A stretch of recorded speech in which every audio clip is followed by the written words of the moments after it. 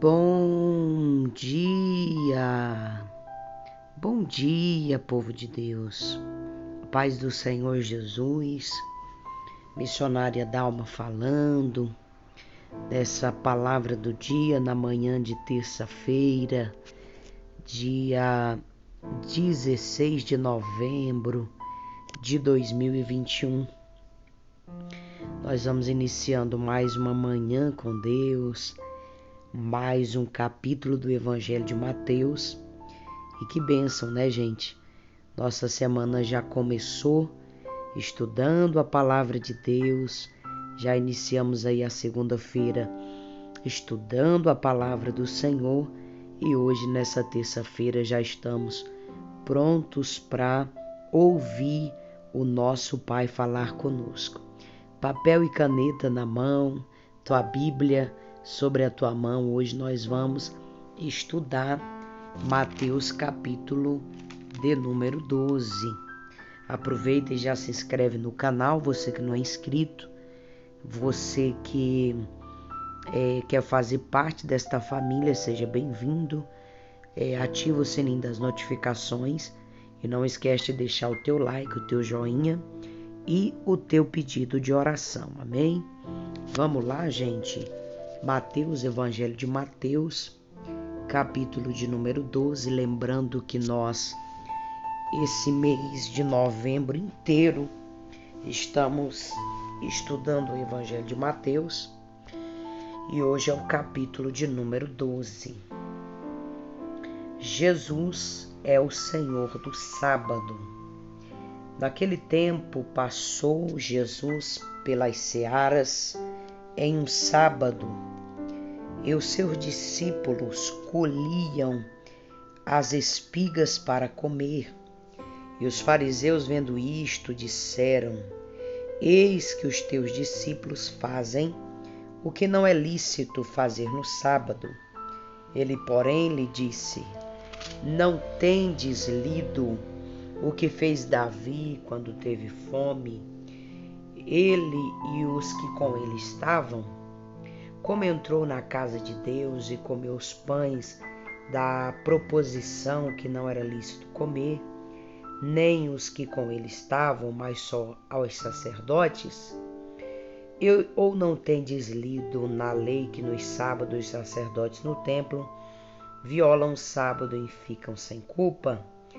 Eu vos digo que está aqui quem é maior do que o templo. Mas se vós soubesse o que significa misericórdia quero, não condenareis os inocentes, porque o Filho do Homem até do sábado é o Senhor. Vamos ler do versículo 9 ao versículo de número 21. A cura do homem que tinha uma das mãos mirradas. E partiu dali e chegou à sinagoga deles. Estava ali um homem que tinha uma das mãos mirradas.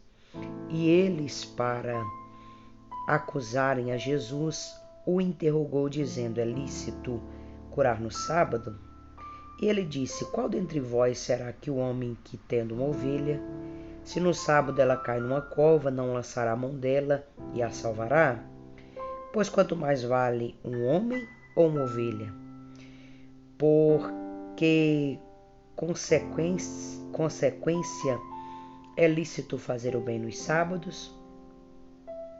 Então disse aquele homem: Estende a tua mão. E ele estendeu e ficou sã como a outra. E os fariseus, tendo saído, foram ao conselho contra ele para o matarem. Jesus, sabendo isso, retirou-se dali, acompanhou uma grande multidão de gente e ele curava a todos.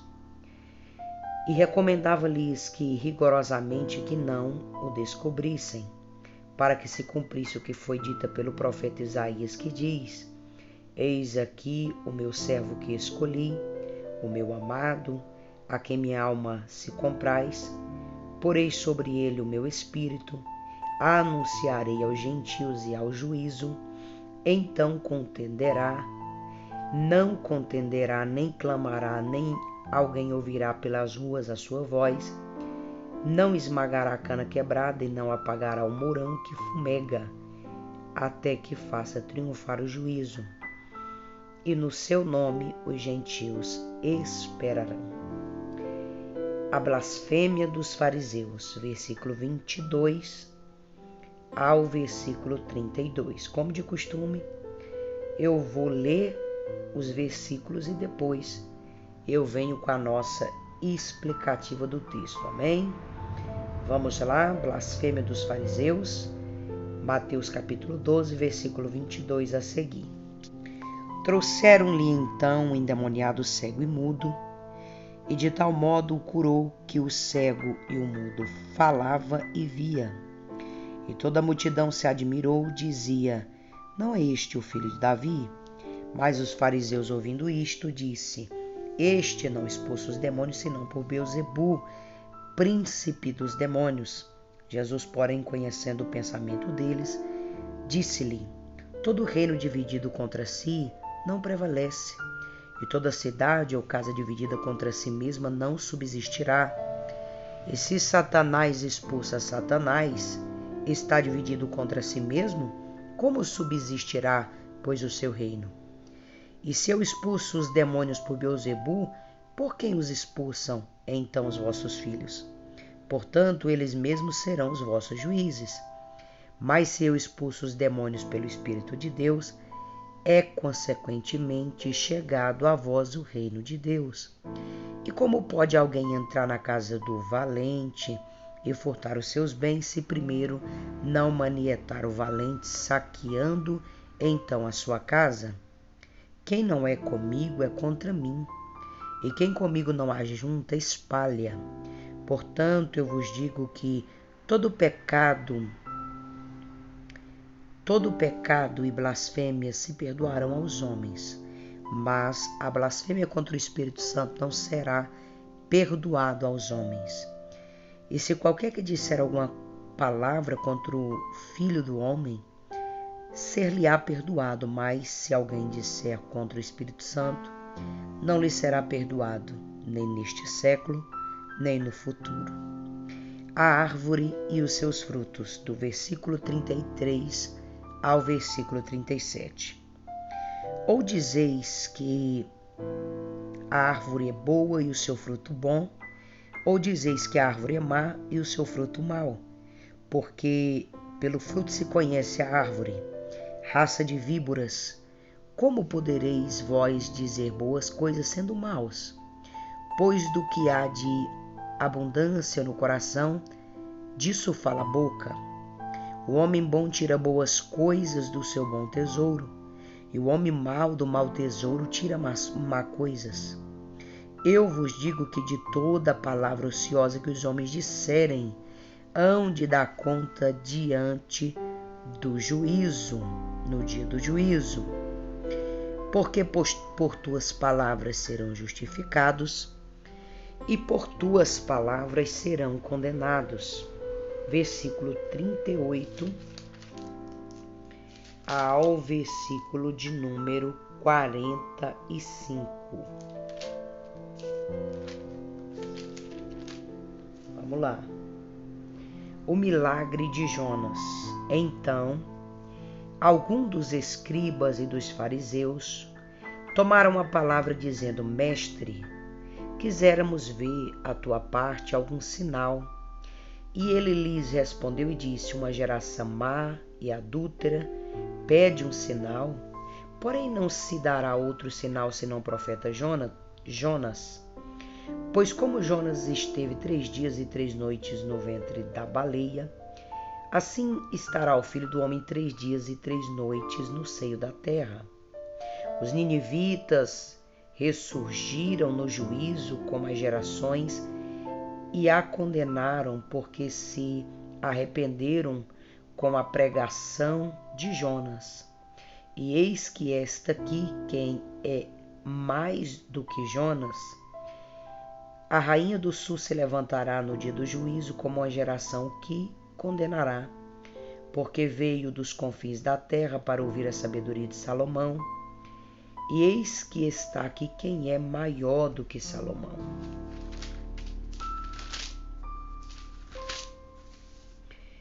E quando o espírito imundo tem saído do homem, anda por lugares áridos, buscando repouso, e não encontrando, então diz: voltarei para minha casa, de onde saí, e voltando acha desocupada, varrida e ordenada.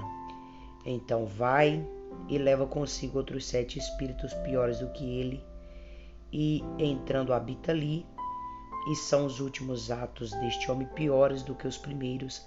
Assim acontecerá também a essa geração má. Vamos ler do versículo 46 ao 50 para a gente encerrar a leitura do capítulo 12. E amanhã, quarta-feira, nós estudamos o capítulo 13 por inteiro. Amém? A família de Jesus. E falando ele ainda à multidão, eis que estava fora sua mãe e os seus irmãos, pretendendo falar-lhes. E disse-lhe alguém: eis que estão ali fora tua mãe e teus irmãos, que querem falar-te. Porém ele respondendo disse ao que lhe falara: quem é a minha mãe? Ou quem é os meus irmãos? E estendendo a mão para os seus discípulos, disse: eis aqui a minha mãe e os meus irmãos. Porque qualquer que fizer a vontade do meu Pai, que estás no céu, este é meu irmão, irmã e mãe. Amanhã nós vamos ler o versículo 13 completo e vamos ler o versículo 14, porque tanto o versículo 13 quanto o 14 são pequenos, então dá para a gente ler 2 versículos para nós ganharmos tempo e concluirmos o Evangelho de Mateus ainda nesse mês de novembro. Amém? Queridos irmãos, nesta manhã de terça-feira, nós estamos lendo Mateus capítulo de número 12. Aqui no Evangelho de Mateus capítulo de número 12, os primeiros versículos, nós vamos observar que Jesus vai chegar em uma seara com seus discípulos. Então os discípulos vão ter fome, e essa seara era de milho, estava carregada de espigas. Então os discípulos de Jesus vão ter fome, então eles pedem para Jesus se eles poderiam descer na seara para comer os milhos. Quem conhece a história bíblica sabe que naquela época não tinha carro, avião, as viagens eram a pé e era muito comum nessas viagens faltar comida, faltar água, até que se pudesse chegar em uma outra cidade a pé. Então os discípulos vão passar por uma seara de milho e é num sábado. E eles vão começar a colher esses milhos e vão comer, saciar a sua fome.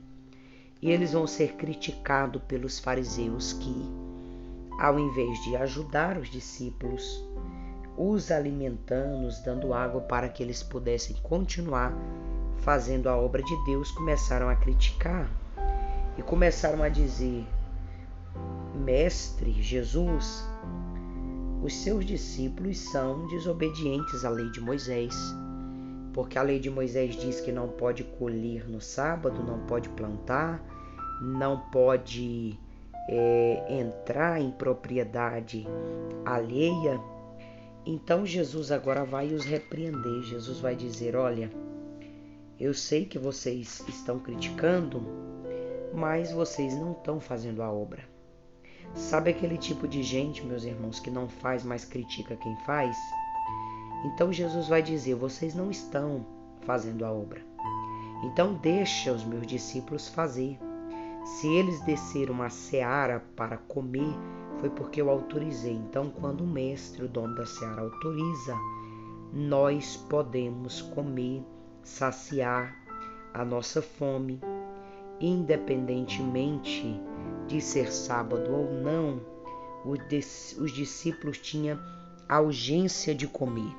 Então Jesus vai chamar a atenção dos fariseus dizendo: olha, se vocês soubessem o que significa misericórdia, mas vocês não sabem. Eu não quero sacrifício. Eu não quero que vocês fiquem jejuando, orando, não. Eu quero misericórdia. e infelizmente vocês não sabem o que é misericórdia, por isso vocês condenam os inocentes. Para vocês que não sabem, o Filho do Homem até do sábado é o Senhor. Então, os primeiros versículos do 1 até o 7, nós vamos perceber a luta constante de Jesus contra os fariseus. Do versículo 9 ao versículo 21, Jesus vai ser perseguido mais uma vez pelos fariseus, porque Jesus vai curar um homem que tinha uma de suas mãos mirradas. Jesus entra na sinagoga, prega a palavra, o homem tem a mão mirrada e é sábado e Jesus manda ele estender a mão e Jesus cura aquele homem. Então os fariseus vão dizer: o senhor não leu na lei de Moisés que não pode curar ninguém no sábado? Aí Jesus vai responder à altura e vai dizer: vocês são engraçados, né? Se uma ovelha de vocês cair no precipício no sábado, vocês vão esperar passar o final de semana para tirar ela do precipício, ou vocês vão tirar ela do precipício?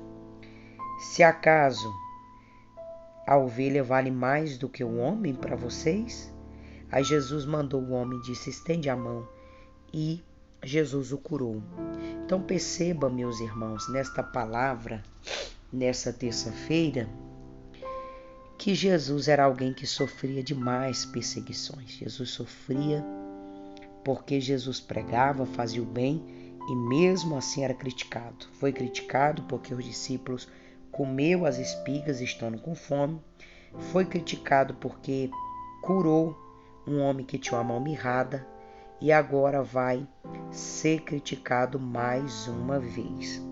A Bíblia diz que do versículo 22 ao versículo 32, algumas pessoas trouxeram um endemoniado. E esse homem era endemoniado, era cego e era mudo. Então Jesus estendeu a mão sobre ele e o curou, e tudo isso no sábado. E toda a multidão se admirava porque Jesus fazia milagre. E os fariseus vão criticar Jesus de novo e vão dizer: não basta que o Senhor já deixou os discípulos comer as espigas, já curou o homem da mão mirrada, e nós estamos achando, irmão, que ousadia desses fariseus. Nós estamos achando que Jesus expulsa demônio porque ele é o príncipe dos demônios. Jesus expulsa demônio porque ele é o próprio demônio. Ele é o príncipe dos demônios, ele é o Beelzebul. Então Jesus vai dizer: gente, vocês não sabem nem o que vocês falam, porque vocês estão cansados de saber que reino dividido não subsiste, ou seja, não prevalece. Então como é que Satanás expulsa Satanás? Não existe isso. Como é que demônio expulsa demônio? Se eu sou o chefe dos demônios, eu tenho que lutar contra outras pessoas, não é contra a minha equipe. Então Jesus disse: eu não expulso demônio por demônio, eu expulso os demônios pelo poder de Deus. E se eu expulso os demônios pelo Espírito de Deus, então vocês têm que admitir que é chegado a vocês o reino de Deus. Porque, meus irmãos, perceba que os discípulos queriam resistir à pregação da palavra que Jesus trazia. Eles não queriam aceitar que Jesus pregava o evangelho, a palavra do reino de Deus. Então Jesus vai dar ali uma lição de moral neles. Jesus vai falar: olha, eu sinceramente quero dizer para vocês que não é comigo, gente, é contra mim. Quem comigo não ajunta, espalha. E vocês ficam preocupados porque para todo pecado se tem perdão. Mas se vocês tocam no meu ministério, na minha vida, Jesus dizendo, vocês estão blasfemando contra o Espírito Santo. E para o pecado contra o Espírito Santo não tem perdão. Perceba que Jesus pegava pesado com os fariseus, meus irmãos, mas tudo com muita cautela, tudo na palavra, tudo com palavras direcionadas. Amém? Vamos lá, versículo 33 ao versículo 36. Jesus vai falar da árvore e dos seus frutos. Isso aqui Jesus estava alfinetando mesmo, falando para os fariseus que queriam ser árvores frondosas, mas não tinha fruto.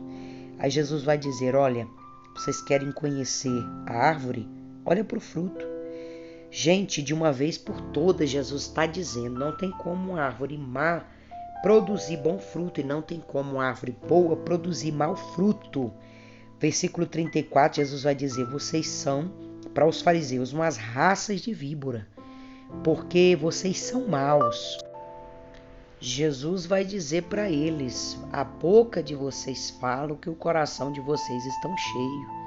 Vocês são maus, vocês não podem dar bons frutos, porque vocês são árvores más. Mas eu vos digo, olha irmãos, isso aqui Jesus arrebentou contra os fariseus, que é aquele tipo de gente que só quer atrapalhar o andamento da obra de Deus. Jesus disse, olha, mas eu digo uma coisa para vocês, versículo 36, toda palavra que vocês estão falando, vocês vão dar conta dela no dia do juízo, porque pela palavra de vocês, vocês serão justificados, mas também pela palavra vocês vão ser condenados. Do versículo 38, para concluir o capítulo 12, até o versículo de número 45, Jesus vai falar sobre a pregação de Jonas. Jesus vai fazer uma alusão com a pregação de Jonas, quando ele pregou em Nínive. Então Jesus vai dizer, olha, para que maior sinal do que eu dei? Porque na época de Jonas, aquela geração de Nínive, a geração ninivita, era uma geração má.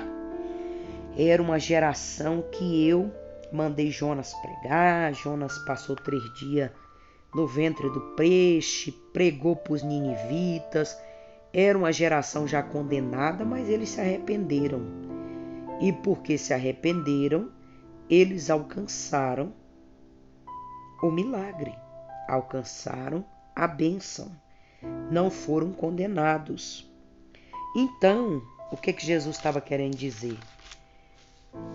Jesus estava querendo dizer, olha, ainda dá tempo de vocês se arrepender. Se na época de Jonas pregou e a cidade estava condenada, que era Nínive, mas eles se arrependeram e eu perdoei, se vocês se arrependeram, eu também perdoo vocês. Então Jesus vai dizer, olha, vocês precisam deixar de ser essa geração má. Irmãos, Jesus chamava a atenção todo instante para que os fariseus e os saduceus se convertessem. A vontade de Jesus era de salvar a todos, mas nem todos querem ser salvos. E essa geração não está diferente da geração do tempo de Jesus, uma geração má, uma geração perversa, uma geração caluniadora, mas ainda existem aquelas pessoas que crê, que acreditam na palavra, no arrebatamento e que andar à luz da Bíblia. Do versículo 46 ao versículo 50, para a gente concluir o capítulo 12, Jesus vai ser indagado acerca de quem era a sua família. Algumas pessoas disseram assim, Jesus, está ali fora a sua mãe e os seus irmãos. Aí Jesus disse assim, não, lá fora não está minha mãe nem os meus irmãos. Quem é a minha mãe para vocês, gente? Quem é os meus irmãos para vocês? Aí eles não responderam. Jesus disse, olha, pois para mim, a minha mãe e os meus irmãos são qualquer pessoa que fizer a vontade do meu Pai que estás no céu. Então, se essa pessoa faz a vontade do meu Pai que estás no céu, essa pessoa é meu irmão, é minha mãe, é minha irmã. Eu acho lindo isso aqui em Jesus, porque Jesus, ele sempre deixou bem claro o nível de aproximação e de comunhão que ele quer ter com as pessoas que fazem a vontade de Deus. Então, quem coloca essa distância entre Jesus e o homem é o próprio homem. Aqui Jesus deixou bem claro dizendo, olha, quem faz a vontade do meu Pai que estás no céu, a vontade de Deus, para mim é meu parente, é minha mãe, é minha irmã, é meu irmão. Jesus está falando de vínculo, de parentesco, de comunhão e de amizade. Amém? Então, como é que eu sei, Dalma, se eu sou parente de Jesus, amigo de Jesus. Se você faz a vontade do Pai que está no céu, Jesus considera você como se você fosse da família dele. Amém? Vamos orar, gente? Amanhã é quarta-feira e nós vamos estudar o capítulo 13, que é pequeno, e o capítulo 14. Vamos estudar amanhã 2 capítulos. Eu vou orar com você agora nessa palavra de fé. E daqui a pouco eu espero você aqui para a oração das 18 horas, tá bom? Estamos numa campanha maravilhosa do Salmo 125 e eu não quero que você fique sem orar. Pai querido, eu quero te agradecer. Muito obrigada pela conclusão de mais um capítulo do Evangelho de Mateus.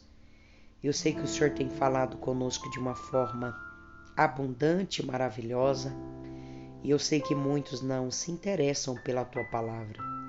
Mas aqueles que se interessam de estar aqui dedicando 15, 20, 25 minutos ou até mesmo meia hora do seu tempo para aprender da tua palavra, eu te peço que o Senhor abençoe eles e cobre eles com teu sangue. Eu te peço que a tua mão maravilhosa possa guardar as famílias que estão aqui comigo, a minha equipe de oração, a minha casa e todos aqueles, Pai, que estão aqui empenhados em estar mais próximo do Senhor.